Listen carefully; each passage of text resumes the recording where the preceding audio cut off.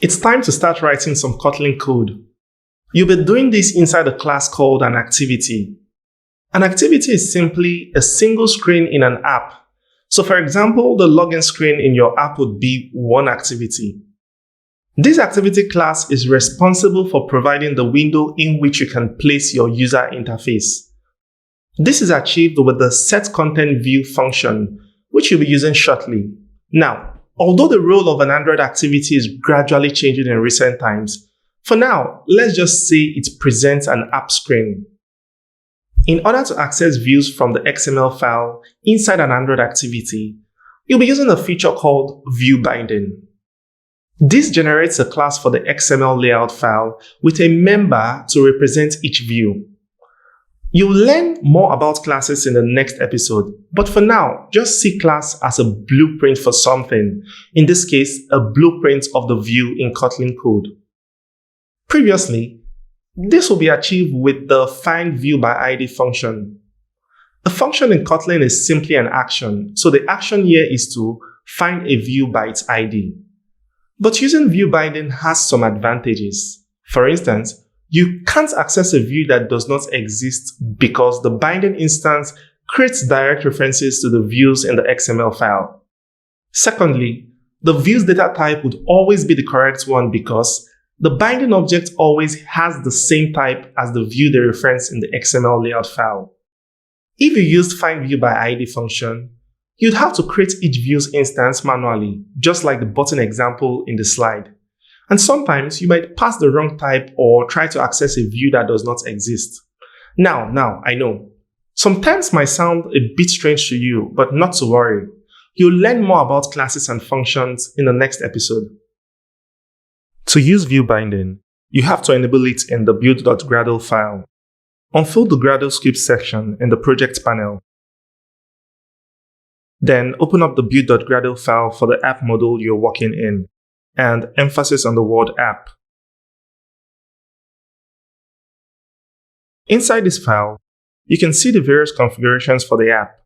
You can see stuff like the minimum Android version this app can work on. And if you scroll down, you can also see dependencies that this app depends on. For instance, the constraint layout dependency. If you remove this, the constraint layout feature will no longer work in your application. Dependencies are very important in app development because not all features are shipped with Android when you install it on your computer. This is done to make your app size small. Then you can add certain dependencies only when your app needs them. So to use something like Google Map, you'll have to add and download the dependency. You get the idea. Now, back to why you're here. You want to enable view binding. For this, scroll up and add the following code in the Android block of the build.gradle file.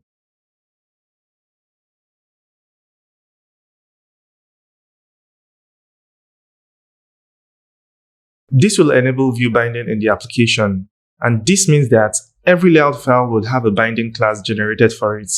To make this work, you have to sync the file so the project can be updated with this feature.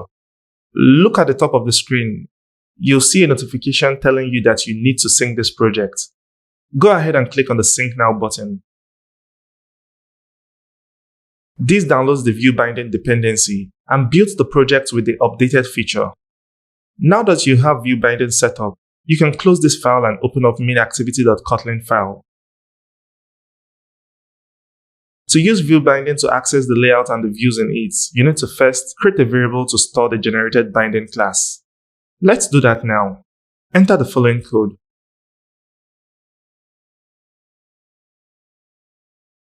In here, you created a variable called binding that would hold the binding object for the layout file. A variable is just something that holds some data, and this variable has a type of activity main binding. This means that the data it will store will be an activity main binding. And notice the naming of this binding class. It is named based on the layout file, in this case, activitymain.xml. By giving this variable a type, it protects the variable from accepting the wrong type. For example, the binding variable cannot store a number or text. By specifying a type, you reduce the chances of getting an error. As a side note, the late init keyword means that you will assign a value to this variable later on. As you can see, you have not assigned it to anything yet. You do that now. Update your codes to the following.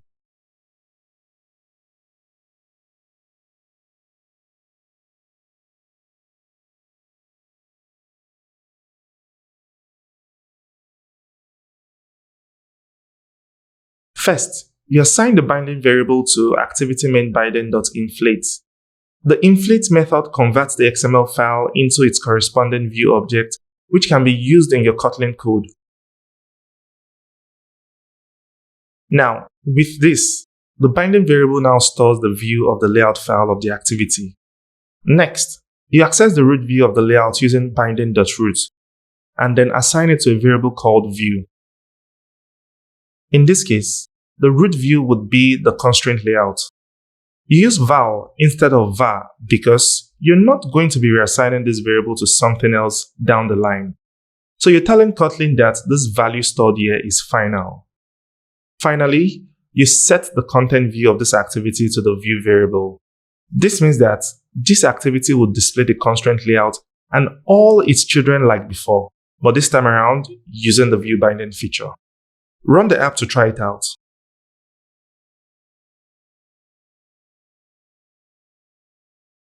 Cool, everything works the same. Now, the core of developing any Android application is for the developer to be able to access the views and programmatically interact with them. For example, say you want to change the target value. First, you need to access it. For this, enter the following code. After you type binding, then press dot, the IntelliSense in Android Studio kicks in. It shows you the list of properties that the binding object has. You can see all the views you added in the layout file, and they are all identified by their IDs. Now you can see the benefit of using a meaningful ID. You can easily see the target text view and know the view it's referring to as compared to an ID of text view 3 or text view 4. You can then type in target text view or select it from the list. Then set its text to 52 like so. After that, restart the activity. And you can see the UI is updated with a new target value of 52. Do note that the dot operator is used to access the properties of an instance or an object. And the properties of the views are the same as those in the attributes panel in the layout design view. Remember, you can set the text in the attributes panel, but instead, you're doing it programmatically this time around.